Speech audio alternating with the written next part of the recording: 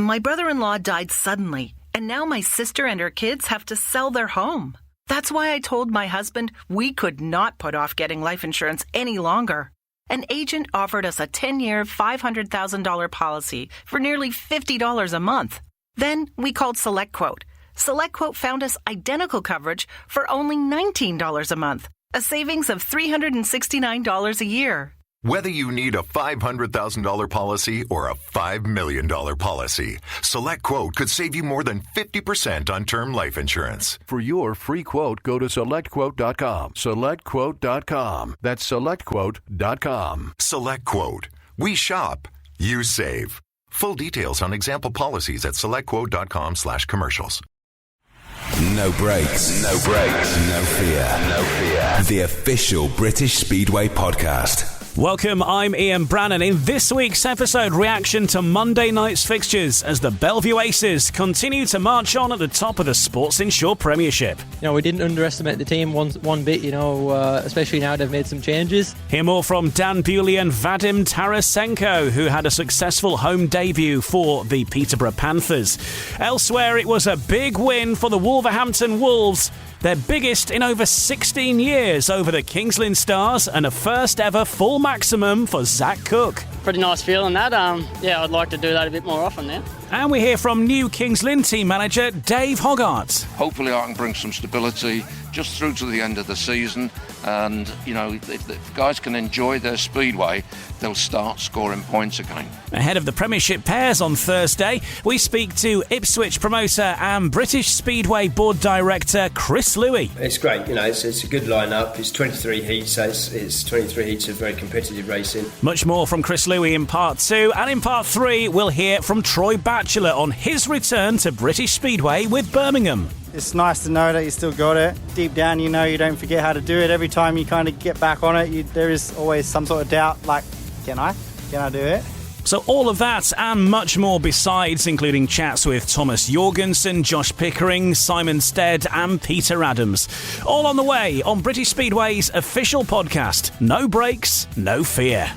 No brakes, no fear. The official British Speedway podcast. Welcome along. Lots to get through this week in that big chat with Chris Louis, talking about Premiership Pairs, Ipswich and much more in part 2. We'll start with looking back at the recent action in the Sports Insure Premiership, and it was the Bellevue Aces who extended their lead at the top of the table to 7 points with a 49-41 win at Peterborough. The Aces continued their excellent record at the East of England Arena, but were given a tough battle by the bottom club. Vadim Tarasenko marking a successful home debut for the Panthers. He won 4 races and scored 14 points from 6 rides, but the Aces had the league points in the bag with a 5-1 from Dan Bewley and Brady Kurtz. Well, let's hear from those 2 riders right now. Dan Bewley and Vadim Tarasenko chatting after the fixture with Scott Nichols on Eurosports. Yeah, for sure. I think we all came here, just happy to come here. It's I think everybody in the team loves this track, so we didn't underestimate the team one bit, especially now they've made some changes, and it showed tonight, they've got some good riders, and not to underestimate them, but we all love this track for sure. And when you say you love a track, does that mean it kind of takes away the home track advantage for the home team? No, definitely not. There's a lot of tracks I've been loving and I've been slowing at the back, so... No. Sorry, but I mean in the sense that it means it's a pretty even racetrack. The fact you enjoy coming here, and I mean you boys have shown it's a big track, but it's nothing like Bellevue. Only the fact that it's a big track, really. Yeah, that's it. It's but a little bit different material to Bellevue. Similar to Kings Lynn, but it also rides completely different. But just a great track. When it's working, it feels like you're on train tracks, and sometimes you feel like you're on train tracks, but just the real slow trains. So, but no, it's a lot of fun. Good racetrack. I was just say, did it feel at some points throughout the night that the tracks kind of went on a little bit of a diversion because you used the outside to full effect in race 1, but then it seemed to not really becoming part of the game plan for a majority of the night? Yeah, I was actually a little bit surprised in Heat 1. I didn't make a very good start and just went for it, and sometimes your looks in, it all paid off, but I think just as the track dried out, and actually when I was on the outside, I think it was wet on the inside, so that's why it was working. But a good racetrack, and you've got to keep an eye on it always. And finally, before I let you go, you just mentioned the starts. They looked a little bit tricky tonight, a little bit unpredictable, and when I was looking on the monitors, you could see the start. A lot of the ruts were crisscrossing, so a lot of the boys were kind of struggling to get traction into that first turn. Yeah, for sure. The starts are kind of weird here. You know, sometimes they're grippy, but every time I feel like you get a different feeling. But no, I think that's where the home track advantage comes in. If you can get dialed in on the starts, then you're onto a winner. But there's no excuse why the away riders, they can't, adapt and make it happen.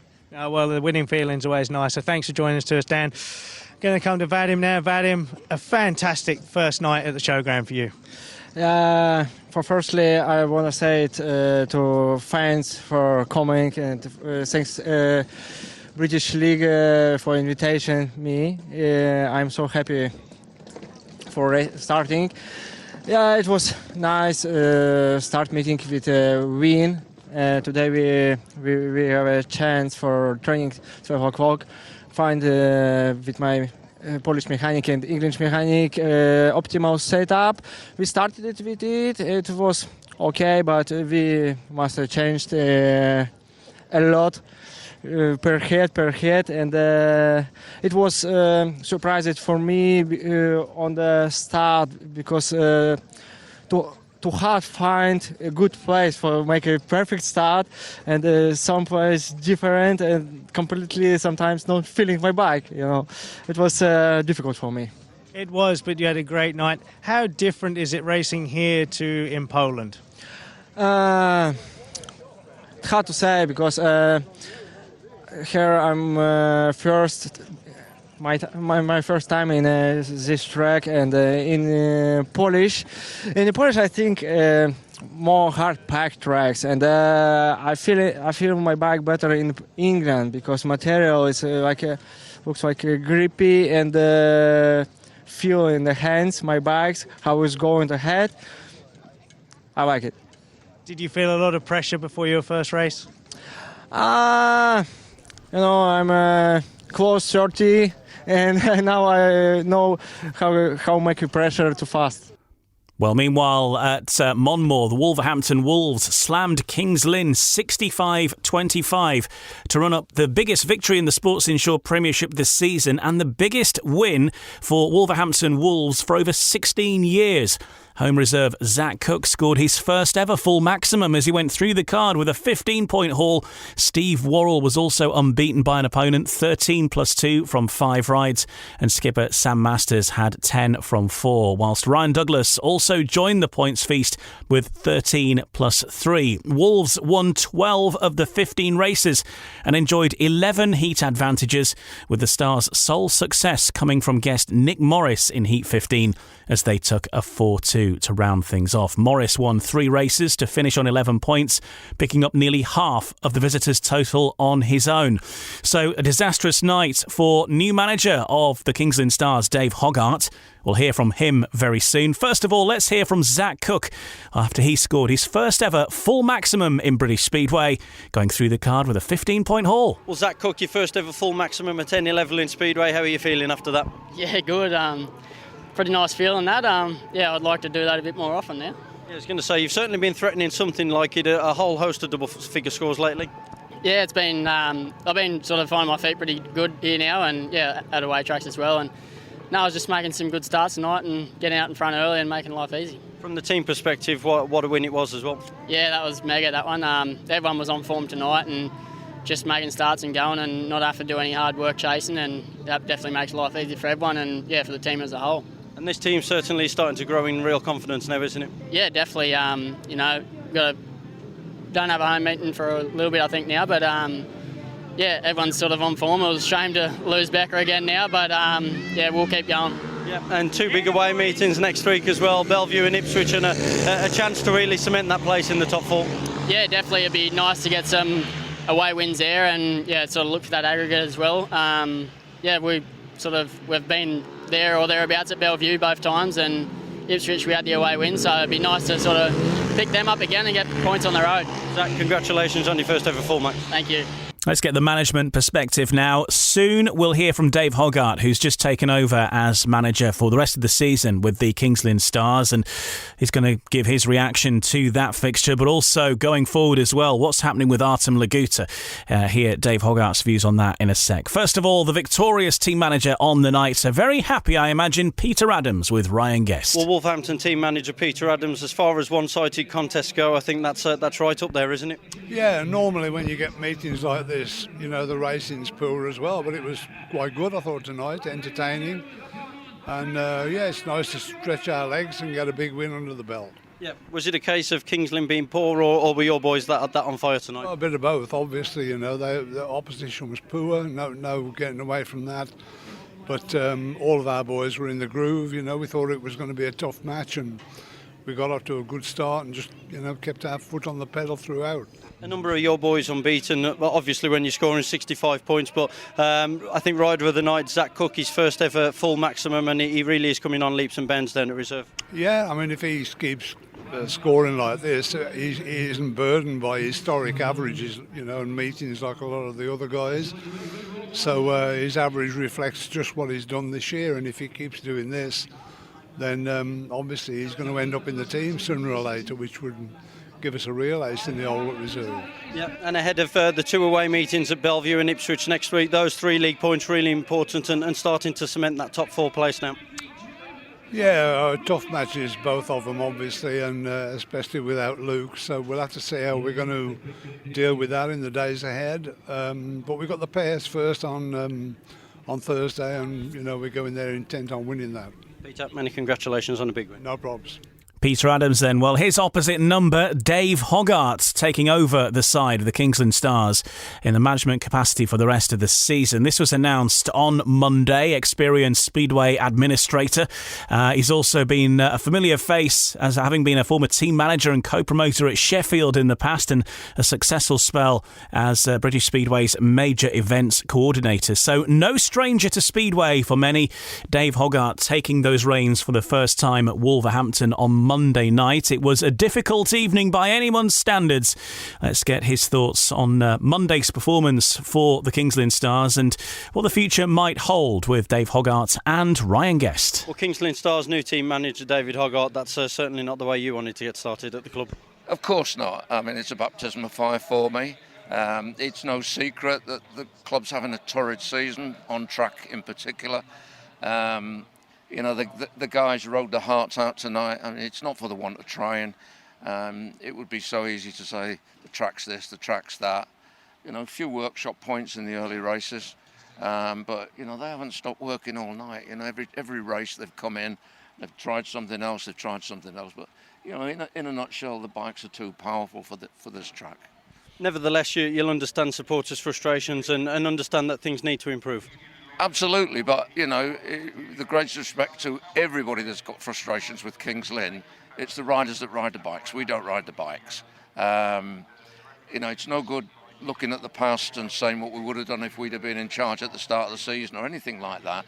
It's no good trying to point score off the previous team manager. That's not good for the sport. It's not good for Kings Lynn. What we need to do is keep everybody working together, pulling together. Hopefully I can bring some stability just through to the end of the season. And if the guys can enjoy their speedway, they'll start scoring points again. Obviously, not having Artem Laguta at number 1 was a big problem going into tonight. It wouldn't have made a difference on the night, but what's the latest with Artem? Well, the latest, we're in the same situation as everybody else with Artem Laguta. We had a medical certificate sent to us from Poland. Artem's not in the meeting. That's really the bottom line. It's no good trying to dress it up, pretend anything. But of course, there's a question mark over the next 6 or 7 days because of the reasons why he's out. So we expect him to be back at home at Kings Lynn against Sheffield on the 6th of July. And that meeting against Sheffield, Kings Lynn's record against the Tigers at this level is not great at all, but nevertheless need a response for the club as a whole. Absolutely. I said earlier about the frustrations. Everybody's feeling it. Keith more than anybody, and he's trying really hard behind the scenes. Keith never gives up. He's not a quitter, and despite all the poor performances, all the issues that have arisen in the background at the club, Keith still wants the team to do well and still wants the club to survive, and we need everybody to get behind him and just sort of relax a little bit. We can't change what's happened, and we're being judged on the past. For yourself individually, obviously experienced many roles in the sport, so why come back now and why team manager? If I'm brutally honest, I've done it for Keith. Keith and I have known each other a long time through our various different roles in the sport. I've never had an issue with Keith. We've never had a fallout or a disagreement over anything. When I was at Sheffield, the two clubs got on very, very well. We worked together with things like rider sharing, loans, guest riders. He's been a good guy. He's been good to me. I did the centre green for him for a season. I enjoyed doing it at Kings Lynn. It was nice. Keith's a man of his word. So when he rang up and said, look, I need some help, how do you feel about it? I thought about it for 24 hours. I didn't want to let the guy down. And after tonight, you must realise the size of the challenge you've got on your hands now. Of course, but what we've seen tonight is Speedway. When did you last see Chris Harris score 1 point from 4 rights? It happens. Nikolai, the team captain, 3 points tonight. It's the way it goes. You look at young Anders, he rode his heart out for his 2 points. Nick Morris did a good job for us tonight. Pity he had the fall when he was going for first place, but he responded. I give him the tactical ride. He didn't say no, I don't want it. He said yeah, I'll give it a go. And he was coming off gate 4, which isn't his favourite gate position. So, but he did it. David, it's good to see you back in the sport, and all the best. Thank you very much. Thank you. David Hoggart, the new team manager for the Kings Lynn Stars. He's got a lot of work to do to get the Stars heading in the right direction of the playoffs, having just suffered their heaviest defeat of the season. Of course, Wolves' biggest win in over 16 years as well. So what about the riders' views? It was not a good night for any of the riders, really, apart from Nick Morris, who was guesting on Monday evening. Here's the thoughts of Thomas Jorgensen having a chat after that meeting with Ryan Guest. Well, Thomas Jorgensen, yes, Wolves are a side growing in confidence. And yes, they were on fire tonight, but from a Kings Lynn perspective, that's hard to take and almost unacceptable, isn't it? Yeah, for sure. Yeah, we came here, we knew it was going to be hard, but we didn't expect it to be this hard. Obviously, they hit us early on really hard, and obviously, they made very good starts all night, and which was frustrating for us because we didn't make any starts basically. And personally, I don't really know why I didn't get out to start. I was sort of there, but not quite. They were just on fire, and the track was very not the normal Wolves what I'm used to. It was much more slick compared to what it normally is, but I've just been told they are running it fairly slick lately, so but yeah, it's for us, it's not much to say really. We weren't good enough. It was all about the start, as you saw, and yeah, that's why we obviously lost the meeting. Yeah. From your perspective, obviously you've been with Kings Lynn a while now, and obviously the club's going through a bit of a difficult patch for all sorts of reasons at the minute. You can see how much it hurts you from being with the club so long, but you can understand how much it's hurting the supporters right now as well. Yeah, of course. Yeah, we. As frustrated as we are, the supporters are as frustrated as we are, of course. So, but we just have to, battle through, keep our head down, and we just hope the supporters are still with us. We've not given up. We're just in a bit of a rut at the moment, and we've still lately showed some good results. Before we came here today, it's been sort of going in the right direction. We took a lot of positive, and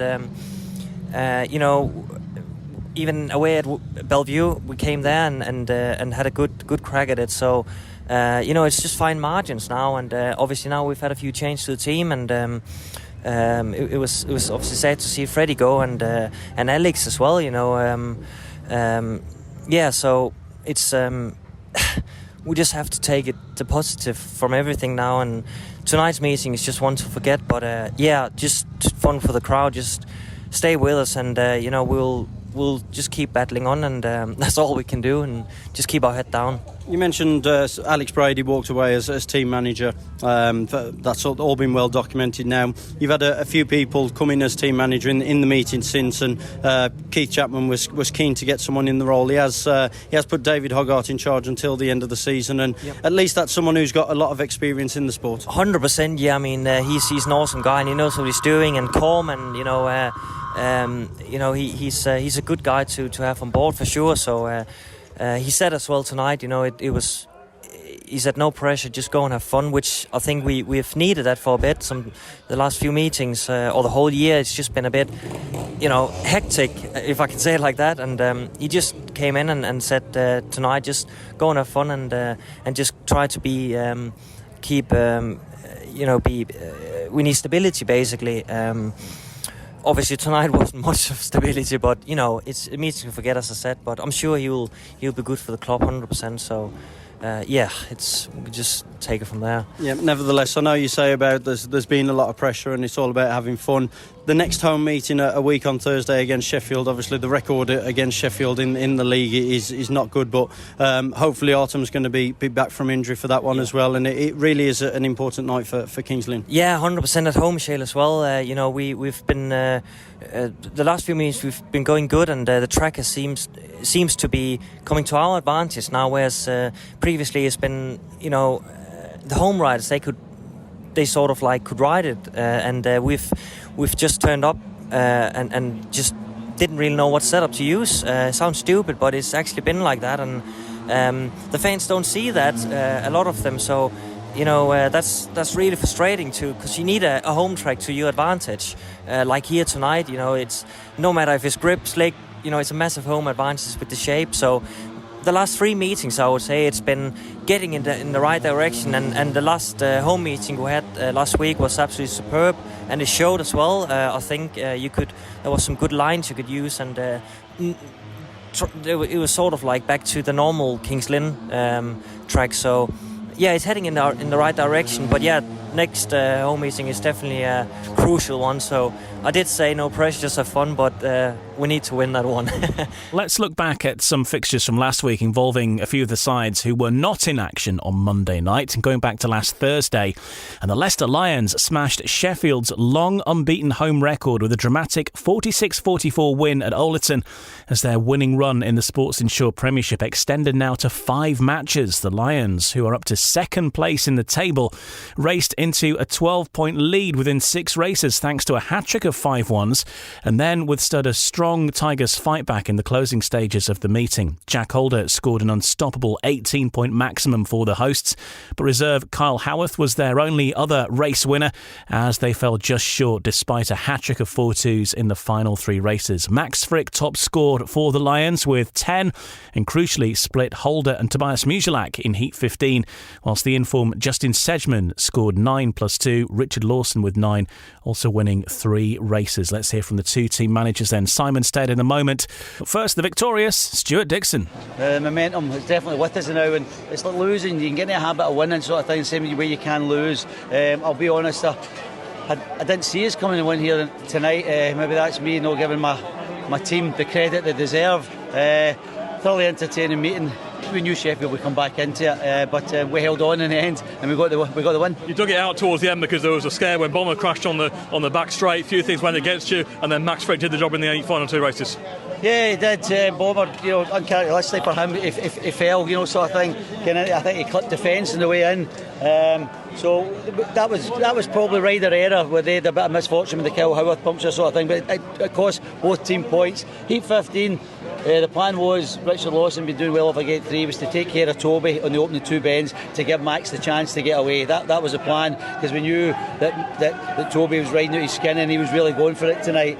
Jack Holder, we almost let him get a free run at the first bend, but the bottom line is they had the maximum man, and Jack Holder was the best rider on show. But Leicester are a 7-man team, and we proved it again tonight. Big travelling support. It feels like this club is really part of this Premiership this year. You're in the title race, no question about it, and people are really waking up to it.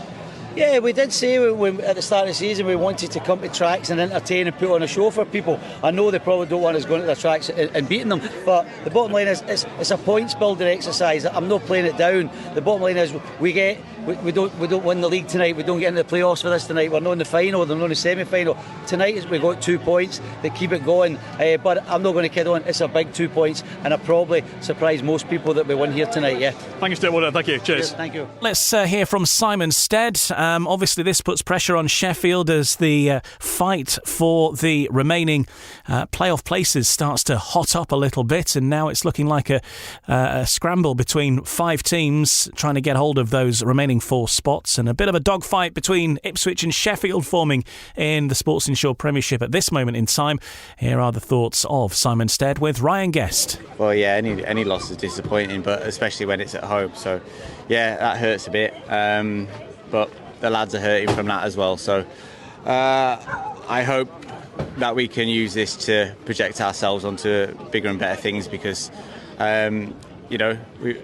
that's not good enough. And, we need to push forward and try and cement ourselves in that playoff and work our way up the table. So on tonight's showing, we weren't good enough. So we know we need to improve and get better. But congratulations to Leicester. They came and brought it to us, and were deserved winners in the end. What do you think it was in particular that helped Leicester gain such an advantage early doors? I think we were asleep until about heat 6. Can't give a team with as much quality as Leicester a head start like we did. What were we, 12 points down or something like that? It's just to be in with a fighting chance of it in heat 15 was quite a comeback. And I know the lads dug deep. We fell short in certain positions tonight, which just wasn't good enough. So we have to recover from it. We have to be better. We know that. But rather than be negative and we have to acknowledge that we've been beaten by the better team tonight and just come back better from it. Yeah, and that fighting chance that you mentioned, mainly down to Jack Alder, a stunning 18-point maximum and one of the best individual displays you'll see here. Absolutely unbelievable tonight. So, I hope that propels him into the GPs in good form, because he's right up there. So he's doing a really good job in the GPs this year, and he's riding really well. Look, we win and lose as a team. Jack's performance wasn't enough to win us the meeting tonight, but it was a very, very good individual performance. Steady, many thanks for speaking to us. Thank you. Simon Stead there speaking to Ryan Guest. It was the debut of their latest signing, though, a returning face into the Sheffield Tigers lineup. Josh Pickering back in Tigers colours, having departed the Kings Lynn Stars. And before the meeting, he also had a chat with Ryan. Was it an easy decision to come back here? To be honest, it wasn't the easiest decisions I've made in my career, but logistically it all worked out, and with what's left to offer for the rest of the season, I've already missed half a season, and there's quite a fair few matches here, and that's only half an hour from where I've just bought a house. So logistically it made sense to me. Always nice to come back to a club that you've ridden for before, particularly one you went well with as well. Yeah, well, Sheffield give me my start in the Premiership in 21. I'll never forget that. So it is a track I do tend to score quite well at in the past. So as long as I can pick up where I left off in that sense, then things should be all right for me here. We thought it was an exciting team in 2021. I think it's fair to say this is even more exciting, isn't it? Yeah, it definitely is. A very good group of riders in this team. For myself to come back into it, to sort of not take the easiest option, but if you look at it strategically, as I said, I've missed half a season. For me to drop into a team like this that is going well, there isn't much pressure on me at all, so I can get back to the swing of things of riding my bike properly and hopefully just do what I can do best. Yeah, and Sheffield being on the winning trail here at Alderton as well, but going to be one stern test against this Leicester side tonight. Absolutely, they've got great riders and they've got great gators in this team, and if they don't have a gator, they've got a racer in Bomber, so they are stacked quite through, to be fair, but as are we, so we've just got to take every race as it comes, and for me tonight, I just want to just go out and enjoy me racing and hopefully score a few points. Josh Pickering back in British Speedway with the Sheffield Tigers, and also with the Edinburgh Monarchs as well in the Cab Direct Championship. Ipswich enjoyed a convincing 52-38 home win over Peterborough as they play catch-up in the race for Sports Insure Premiership playoff places. Jason Doyle, with 11+1, scored a 4-ride paid maximum. Emil Saifutinov denied a full score by his own mechanical trouble in Heat 13. Skipper Danny King weighed in with 12+1 as the Witches provided all but 3 of the race wins.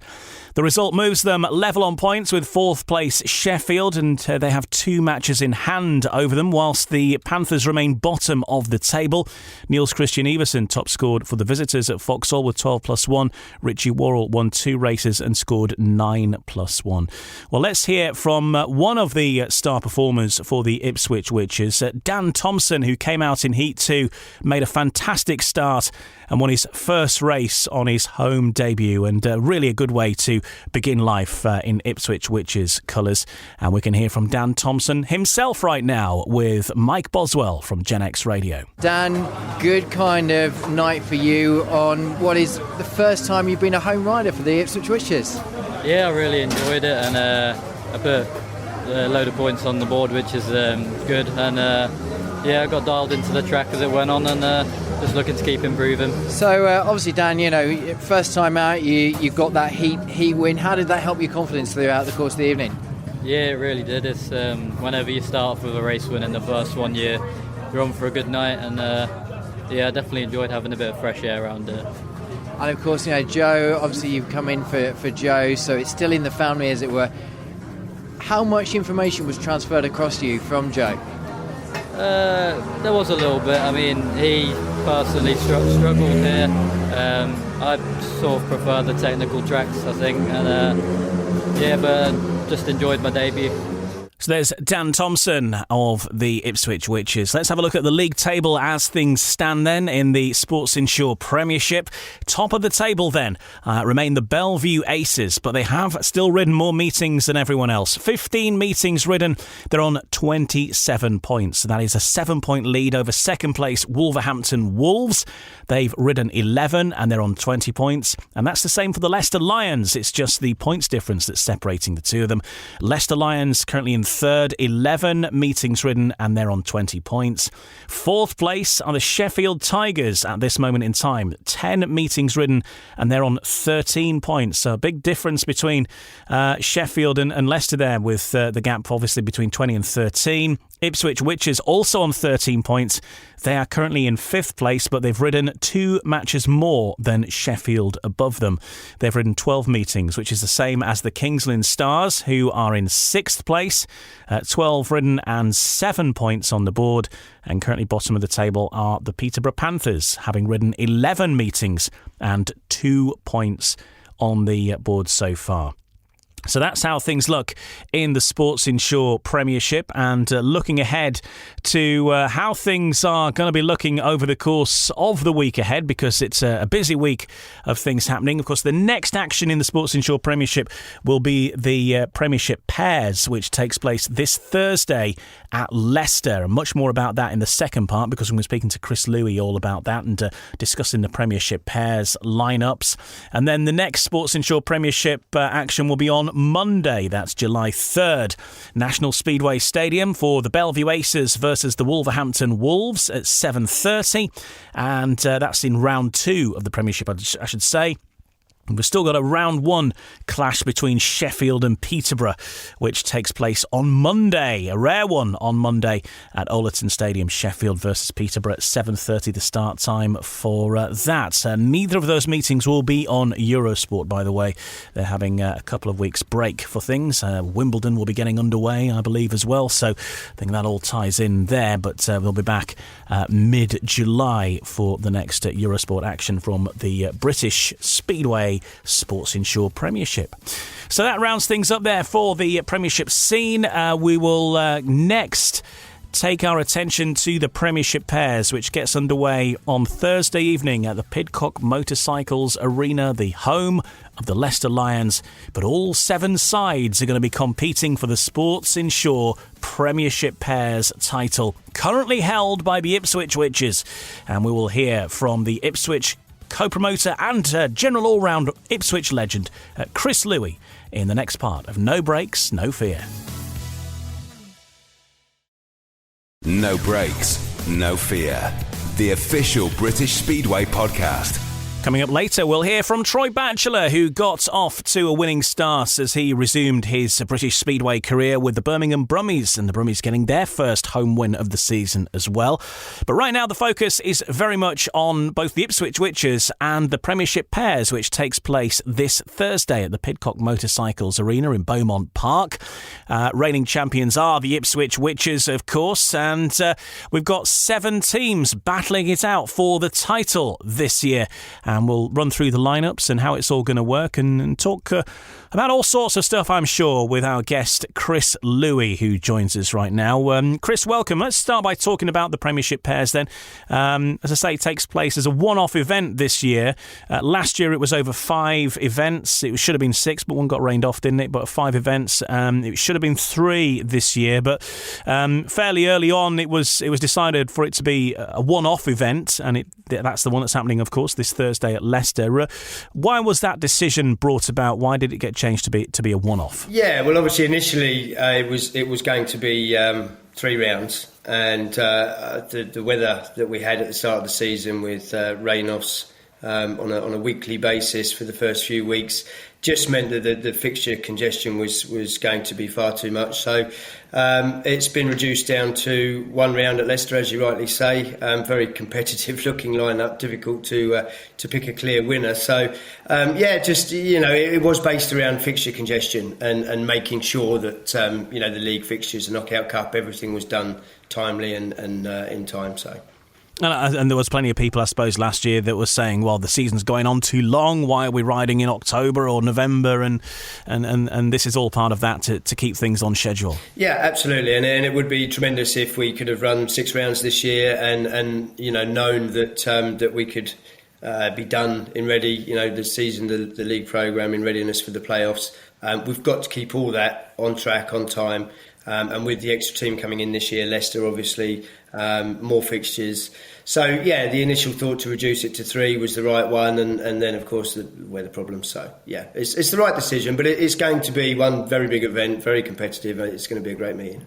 And I think it's a tournament that you personally enjoyed last season, and particularly, of course, because Ipswich ended up being the champions of the Premiership Pairs last year. But it's something different, isn't it? It's we've now become familiar with super heats, but for those that have not seen the pairs before, it's like a meeting full of those, really, with the same scoring system. Yeah, it's got all the top riders from the league, and it's super competitive for that reason. Every race is going to be very competitive, and just looking forward to it. It's a format that I always enjoyed. When I was racing internationally, we actually had a what was a World Team Cup at the time that was a pairs. I did that with Mark Lorham and Big Gosh, and we got a silver medal. We were beaten by the Danes, unfortunately, but that was a common occurrence in them days.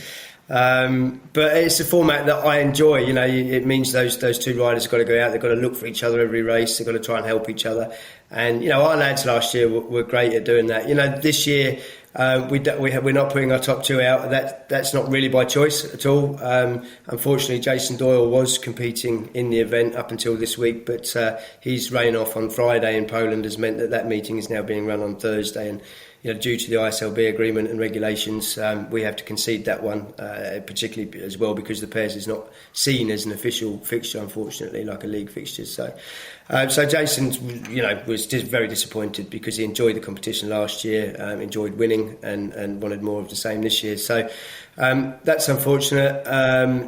Emil was never contracted to do the pairs. Obviously, at the beginning of the season, it was 3 rounds, and looking at his fixture list and his commitments in Poland with other things, he decided that was just adding too much. So he said League Knockout Cup is enough. I can't commit to any more. So obviously we wanted Emil in the team, and we took it on that basis. So we've got Danny and Eric, but 2 riders that in general enjoy Leicester. So I still think they've got a pretty good chance of mixing it, and we'll see how it pans out. Looking at the rest of the lineup then, because as you say, it is a very competitive lineup, and people, as you've touched on, you would be disappointed that Emil and Jason aren't able to compete alongside some of these. But nonetheless, you've still got 3 riders in the top 10 in the Grand Prix series. I think from my looking earlier, I think 7 of the top 10 in the averages in British Speedway at the moment as well, with the couple of examples that you've mentioned that are not involved. So it is a top lineup. We'll go through the lineup. Bellevue with Dan Bewley and Brady Kurtz. You mentioned with Ipswich, Eric Riss and Danny King. Kings Lynn, Nikolai Klint and Thomas Jorgensen. Leicester with Max Frick and Justin Sedgman. Peterborough, Vadim Tarasenko and Richie Worrell. Sheffield, Jack Holder and Tobias Musielak. You've got the current number 2 in the world as it stands at the moment in the Grand Prix, lining up there. And with Wolves, Sam Masters and Steve Worrell, who are, as a pair, probably among the strongest, or certainly last year, the strongest pairing, I think, in the Premiership. So there's a lot of talent and a lot of little battles there, and something new with Vadim Tarasenko on show for the first time around Leicester as well. Yeah, as you rightly say, there's a good mixture there, because you've got, as a pair, Bewley and Kurtz, they're big names. They look very strong, but as you rightly say, Masters and Steve Worrell just ride together well. They're a pairing in their team at Wolverhampton, and so Holder world number 2 with Musielak, who rides the smaller, tighter tracks better probably than anybody else in this lineup.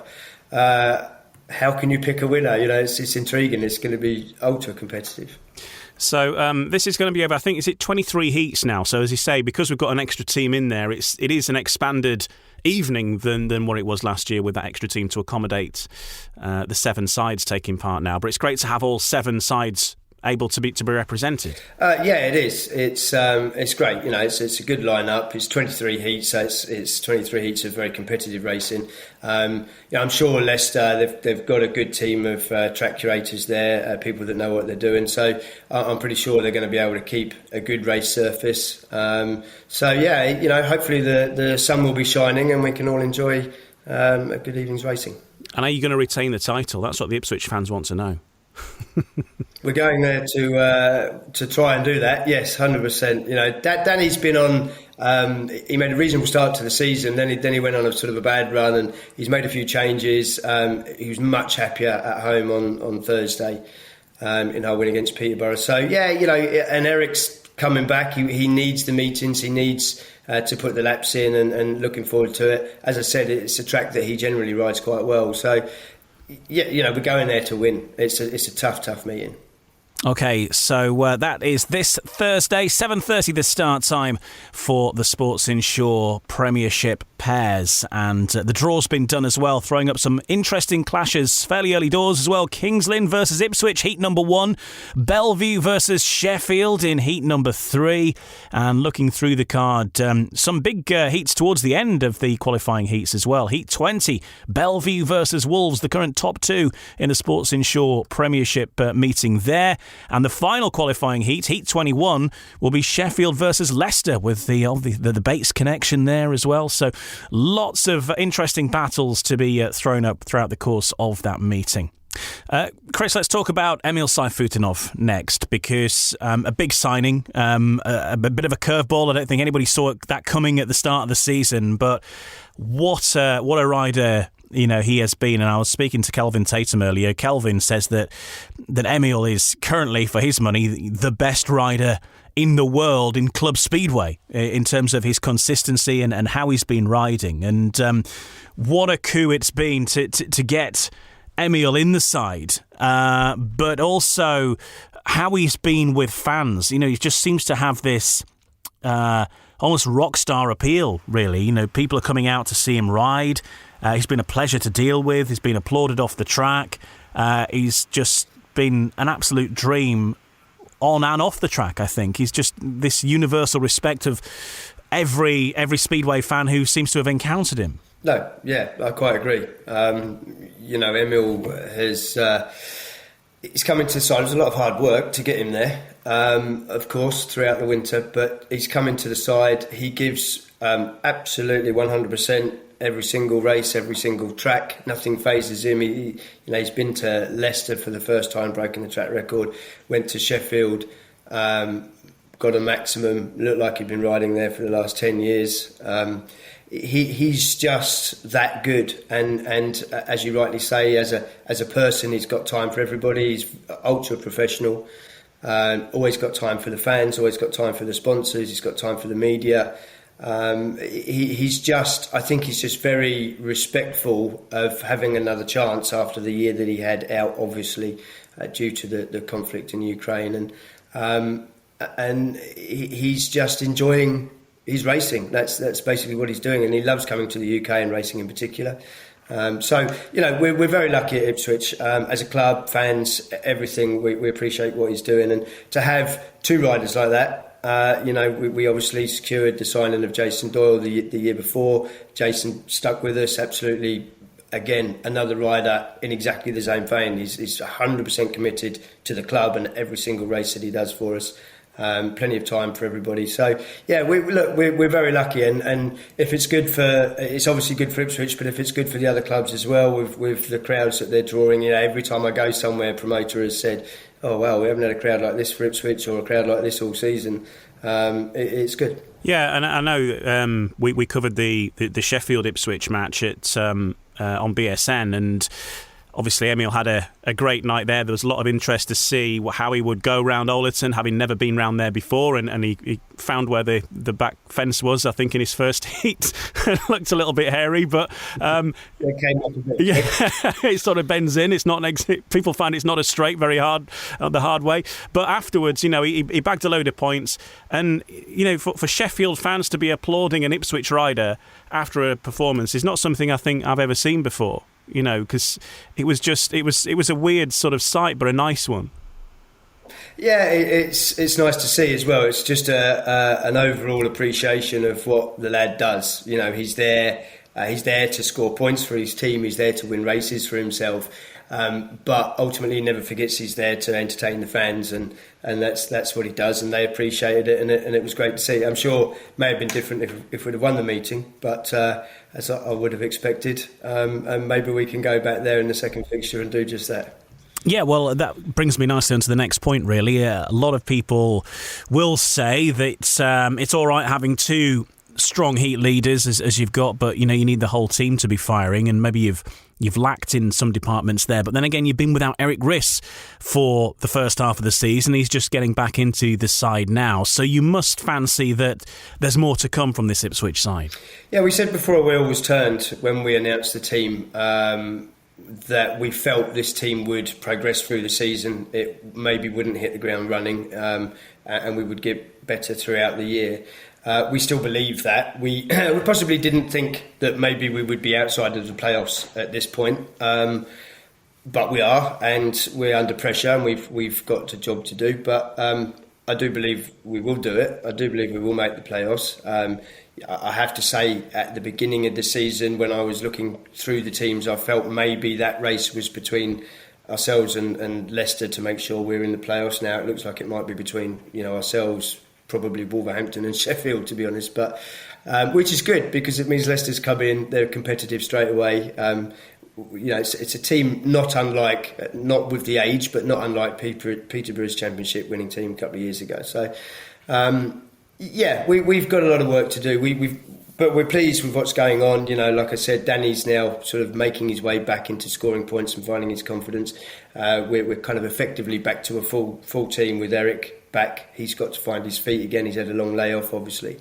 Keenan's just Keenan. He's so laid back, it's unbelievable. But he's learning all the time. And we saw at the weekend in SGP2 finished second, or he's up to second, finished second in the meeting, and so we've got a good bunch of riders. We've obviously had to make the change with Dan for Joe, which was tough. At the end of the day, they're brothers, they're twins, and it was something that wasn't easy sort of to do because we're really appreciative that Joe came in, stepped it up a level for us. He's found it tough, but he's stuck to it. He's been there every week and he's given 100%. Just felt that Dan may score those one or two more vital points, and he's had a great start for us. So we're very pleased with that. The rest of the guys have got to now step up and take some of the pressure away from Emil and Jason because they've responded perfectly. They've done exactly what you would think they do. They rarely drop more than 1 or 2 points in any meeting. It's almost a surprise when they do, to be honest, but we can't expect that week in, week out. You touched there on Daniel Hume, who's a rider who's progressed out of the Rising Star system now.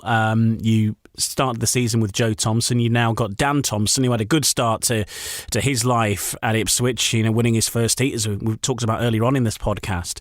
The Rising Star situation as a whole, from a BSPL perspective, looking overall, is that something that will continue next year? And are there plans to expand it or make it even bigger in any way to provide more opportunities for other riders? The Premiership are very happy to put resources, time and effort into Rising Stars or any programme that involves backing and supporting our younger riders. I'd like to see a little bit more done lower down in the Championship, if I'm perfectly honest. I think that's obviously the better breeding ground for our young riders.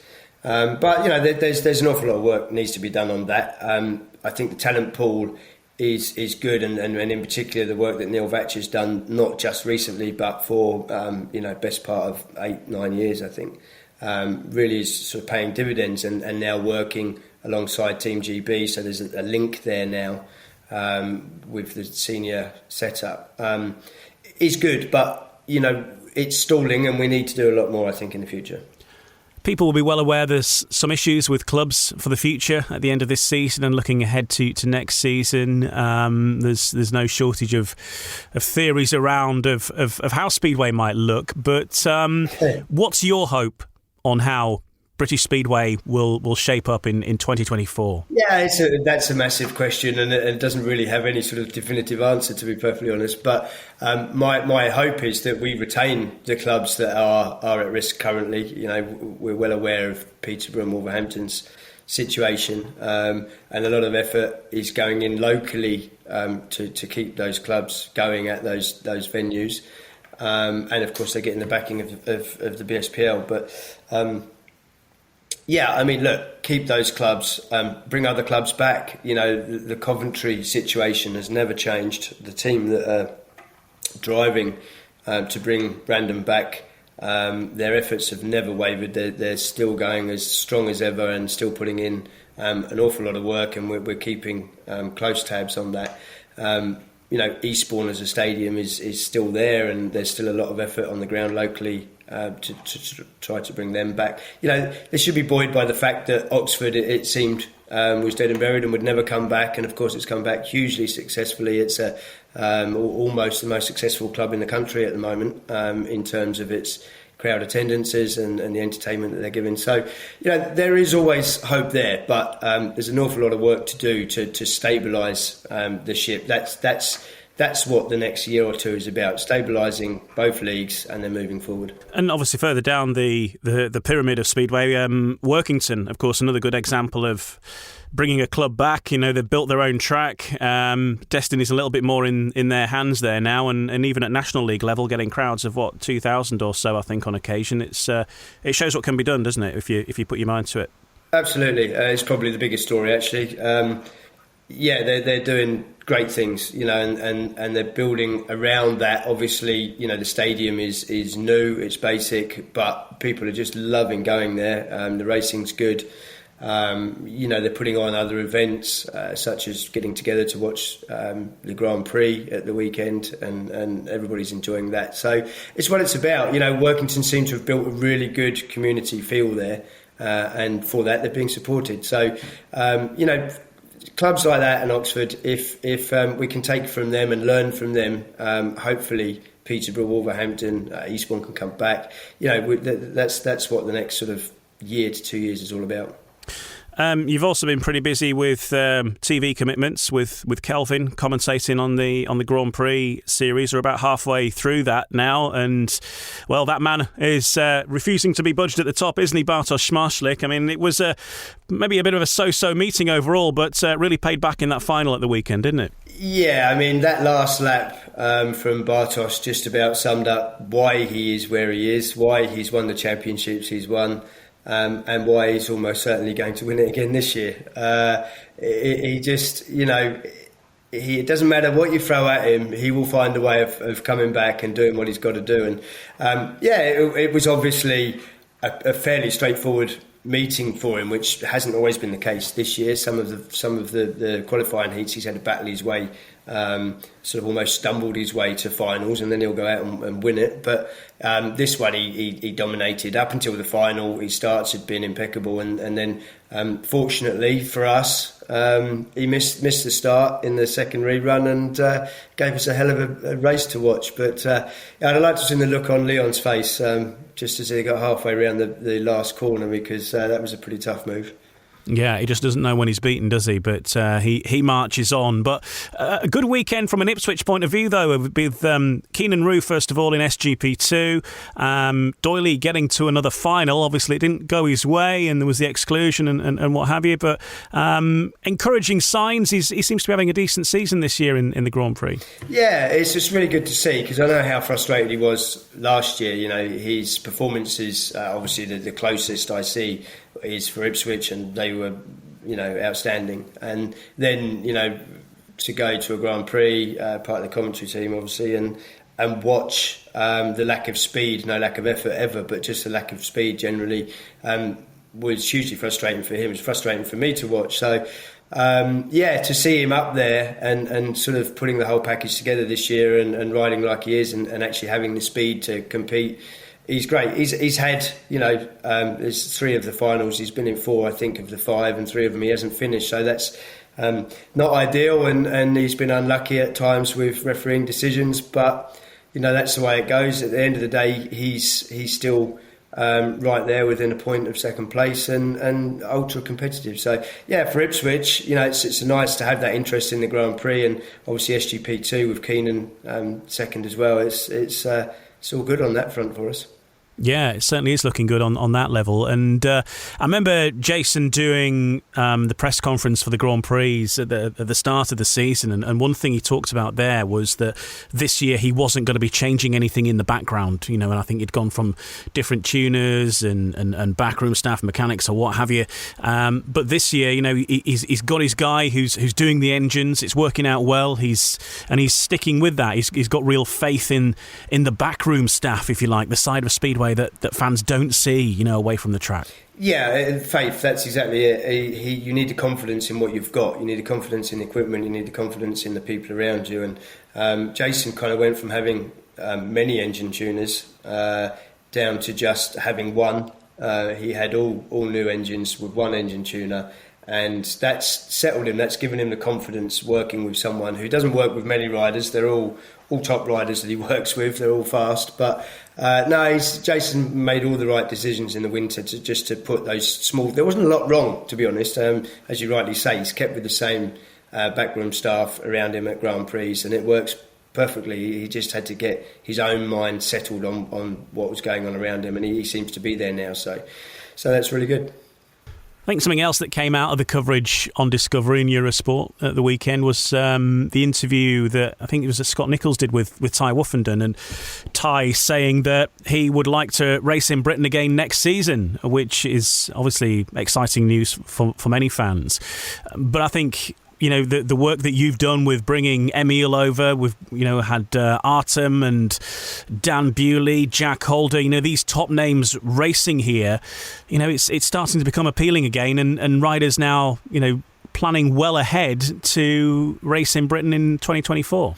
Yeah, and I think a name like Tarasenko, so obviously the most sort of recent addition, is very important as well, because he's coming for the reasons that everybody came to the UK to race back 20, 30 years ago, where it was felt if you wanted to be an all-round top speedway rider, you had to learn in the UK on our tracks that vary greatly in size and shape, vary greatly in surfaces, and you had to experience all of that to make yourself a top rider. So to see, and to be fair, Ipswich as a club, we've had 1 or 2 youngsters approach us. So that coupled with the top riders, the likes of Ty, suggesting that they would like a return is huge for us. It's really good for the sport. I think it's been helped by the fact that someone like Jason Doyle has never strayed away from the UK. I think he had 1 year out.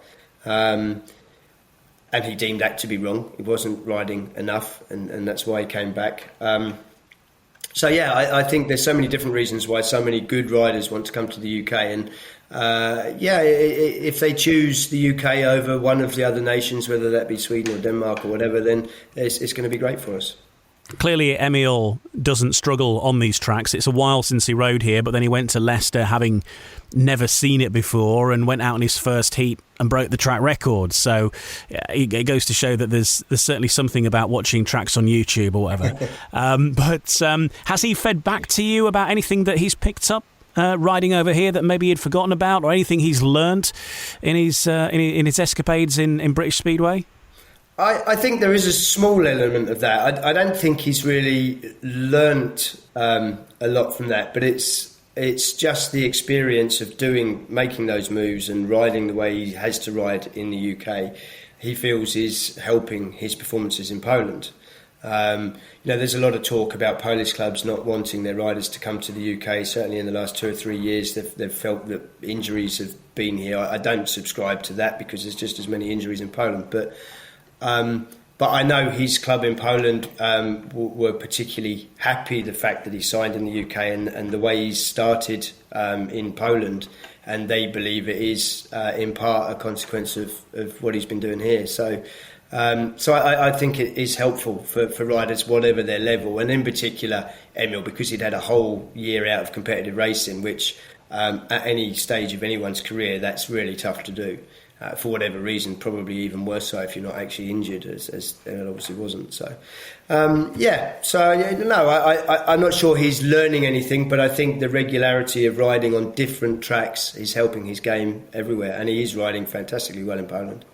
Yeah, he is, and obviously you've been speaking to Kelvin, and so have I, and Kelvin told me, I think it was this morning, he said that he thinks that Emil at this moment in time is the best club Speedway rider in the world, and you wonder if this season would have been a season where he could have held a candle to the likes of Bartosz Szmajlik and maybe get to the top step. Yeah, 2 or 3 weeks into the season, I said to Kelvin that I had never seen Emil ride better in all of my days of commentary and pit reporting and visiting tracks and watching on TV. I've never seen him ride better, and I think Kelvin was sort of surprised at that point to hear that, particularly knowing he'd had a year off. But he isn't, and at the end of the day, I think he would be winning Grand Prix. I'm not saying he would be winning every Grand Prix, because with Bartosz Szmajlik about, that's probably impossible, but he would be mixing it at the top for sure. Yeah, well, it's exciting to see while he's over here, and hopefully he'll remain in this country as well if he's enjoyed his experience, which it certainly looks like he's enjoying his time here, and maybe he could be around with us for a good while, because I think a lot of people would love to see that. Yeah, don't worry, Ian. He's already asked me about next year, so he's quite keen. Good. That's good for you. It is good, yeah. No, he's a great character to work with. We've got a lot of work to do with. We don't want to lose either of Jason or Emil. There's a lot of thinking to do. Good stuff. Well, it's a nice position to be in, and good luck for the second half of the season, because a lot can change very quickly in the league table. But of course, first of all, on Thursday night in the Pairs, reigning champions, and you're up there with Bellevue, Kings Lynn, Leicester, Peterborough, Sheffield, Wolverhampton, and Eric Riss and Danny King, the boys to bring home the title for you, hopefully.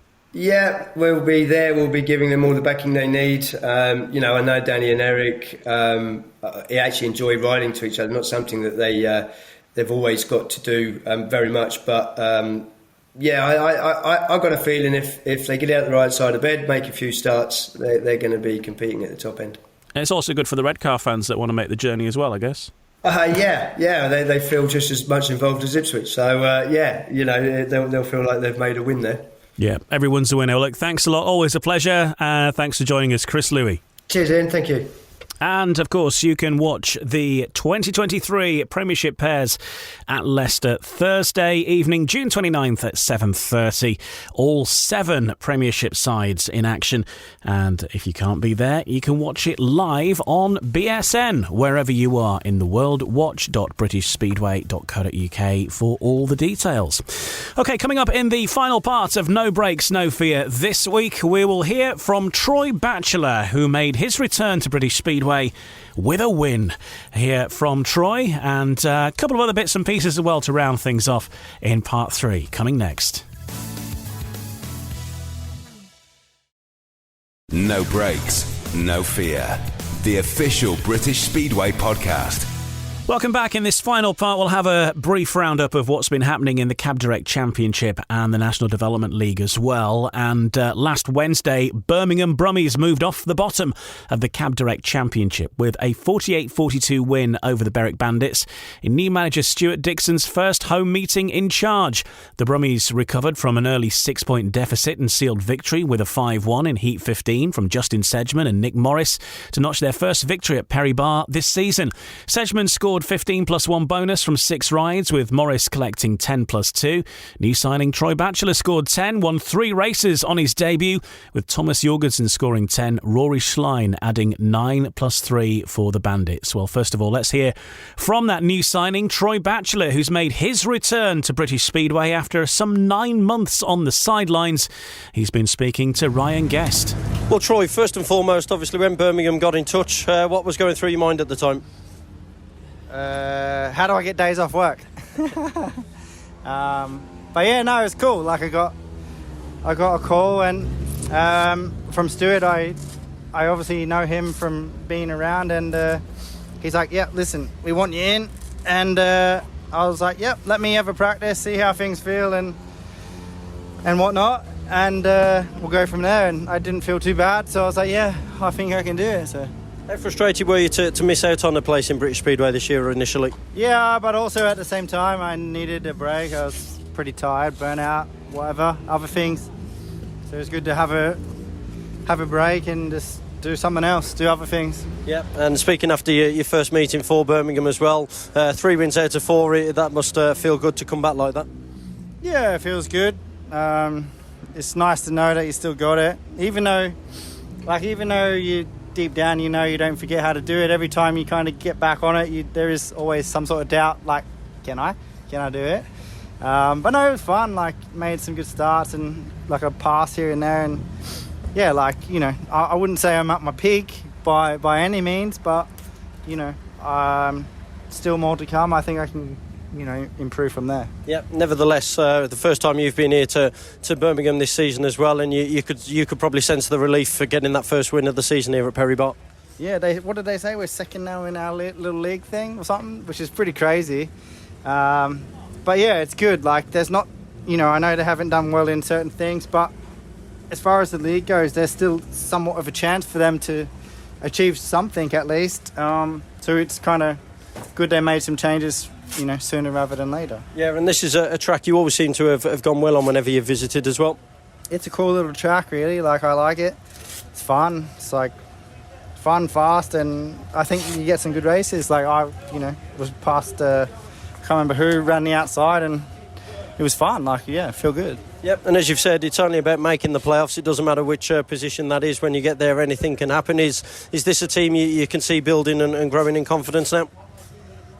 Yeah, like there's some talented riders within the team, and I see like the faces on some of the guys today, and I can tell that they've been having a downer over the season. And I think, you know, when the team's winning and doing well, it drags the other guys along with it, and you know, it is no fun to be part of a team that's getting spanked left, right, and centre. You know, you losing, you're going to lose sometimes, but when you're losing everything all the time, it's easy to bring you down, even if you're doing well, but the team's not. That can also bring you down too. So, you know, hopefully this is kind of the start of you know, a reset for the season, really. So there's Troy Batchelor on his debut for the Birmingham Brummies, getting 10 points. 48-42, the final score over the Berwick Bandits. Birmingham's first home win of the season. And Justin Sedgman, the captain, spoke with Jason Harold on BSN after the fixture. Yeah, tonight was just fun. There wasn't like anything, bothering anyone or anything like that. So kind of showed on the track. I think it did. What did you make of your two debutants, Troy Batchelor and Sam Hagan? Troy, he did what we would expect, getting a double-figure score. Sam Hagan didn't really seem off the pace, did he? He was there or thereabouts. Yeah, obviously Troy, he brings a lot of experience. Very good gator. And I'm sure once he gets a bit more bike fit, we can expect that nearly every meeting. As for Sam Hagan, the biggest downfall of him is he wasn't making any starts.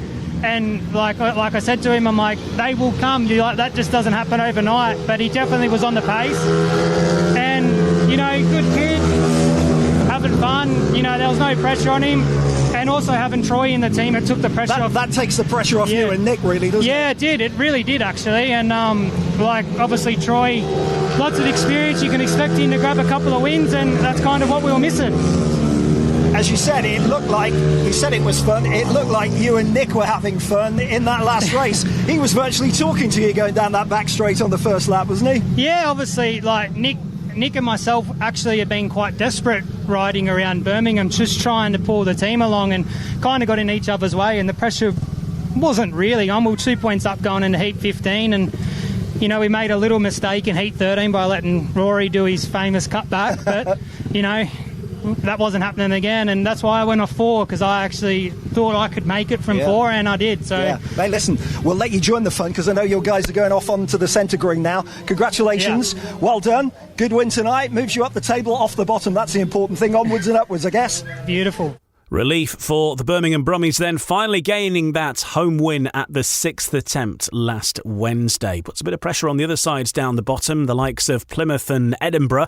Having a quick run through the other fixtures that took place over the last week, Oxford made it 6 successive wins in the Cab Direct Championship, with back-to-back victories away at Plymouth and at home to their great rivals Poole, who they impressively beat 52-38 at Cowley last Wednesday to take them to the top of the Cab Direct Championship as it stands. Also in action then, we had the Glasgow Tigers, who picked up a convincing home win over Scunthorpe in a rain-curtailed clash at Armadale. Cammy Brown wants more of the same over 15 heats going forward. The result does stand there, so those points are in the bag.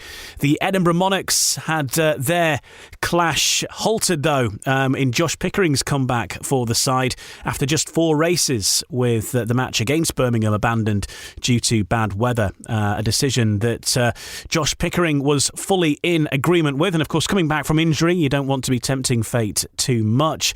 The Berwick Bandits have a week off prior to a big southern tour, as they'll head to Plymouth and Oxford on July 4th and 5th, with points on the road now vital as they bid to remain in the playoff hunt. Looking at the week ahead then, Glasgow and Poole kick off the BSN Series final at Ashfield on Friday, with the Tigers looking to secure a first leg lead. Cab Direct Championship leaders Oxford put their 100% record on the line when they visit Scunthorpe in a big top 4 clash on Friday. And Plymouth bid to move off the foot of the table when they host second bottom Berwick next Tuesday. And should also remind you as well that Birmingham host the British Under-19 final at Perry Bar this Wednesday. 16 of the country's top youngsters vying for a national title. Reigning champion is Leon Flint. He's too old for that category now, so there will be a new Under-19 champion on Wednesday night. Redcar hosting their popular annual Julie Lewis Memorial meeting on Friday as well, with some decent names in that lineup. By the way, if you want more information on the Under-19 final, listen to last week's episode if you haven't heard it yet, with Neil Vatcher, where he talks all about the stuff that's going to be going on there. And finally, National Development League. The Oxford Chargers, just like the Championship side, are top of the National Development League after winning 51-39 at Workington on Saturday. The Chargers star Jodie Scott is looking to stay there as well. Also, Leicester completed a double over Edinburgh to add 3 more points to their NDL total and move into third place. Dan Thompson scored a paid maximum for the defending champions. Ashton Bowden continued his rapid progress with a 13+2 haul from 6 rides.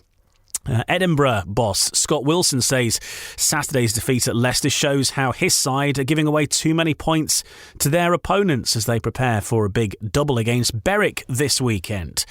And speaking of Berwick, the Berwick Bullets have redeclared their lineup to include the return of Kieran Douglas, who's signed as cover for long-term injury victim Archie Freeman. Douglas rode for the Bullets in the 2021 and 2022 sides and comes in for Ben Rathbone, whose 28-day deal has expired after 2 appearances in June. So the week ahead then, NDL leaders Oxford in action at Kent on Sunday, looking for a 4th away win of the season. Edinburgh and Berwick have the opportunity to make progress up the table as they meet twice over the weekend, starting at Armadale on Friday, the return at Shieldfield Park on Saturday. Full fixture roundup then for the week ahead. Under-19 final at Birmingham on Wednesday, June 28th, 7:30 the start time. Premiership Pairs, as we've talked about already, on Thursday at Leicester, 7:30 the start there. On Friday, we've got the BSN Series final, the first leg between Glasgow and Poole. Cab Direct Championship, it's Scunthorpe versus Oxford. And in the National Development League, Edinburgh versus Berwick. Julie Lewis Memorial at Redcar at 7:30. Saturday, kicking off July, National Development League, Berwick versus Edinburgh at 7 o'clock. Sunday, we've got National Development League action between Kent and Oxford at 12 p.m. Ulrich Ostergaard's farewell is on at Peterborough. This is at 4 o'clock on Sunday. It's a 4-team tournament.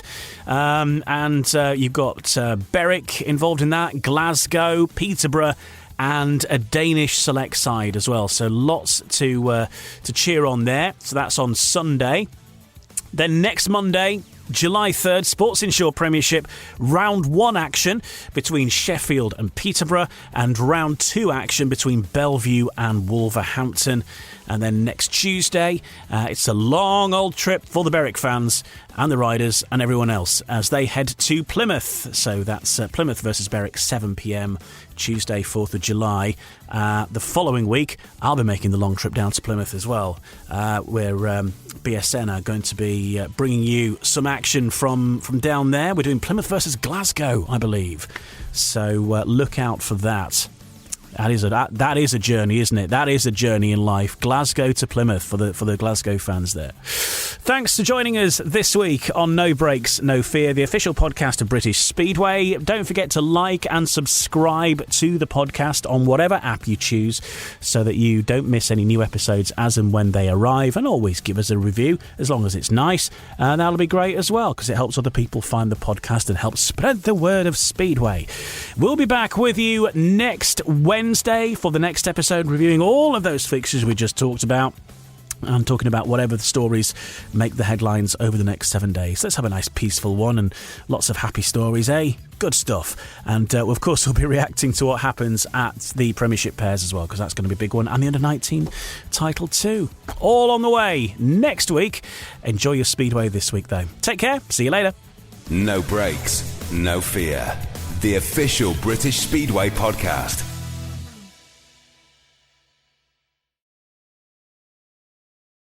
Sports Social Podcast Network.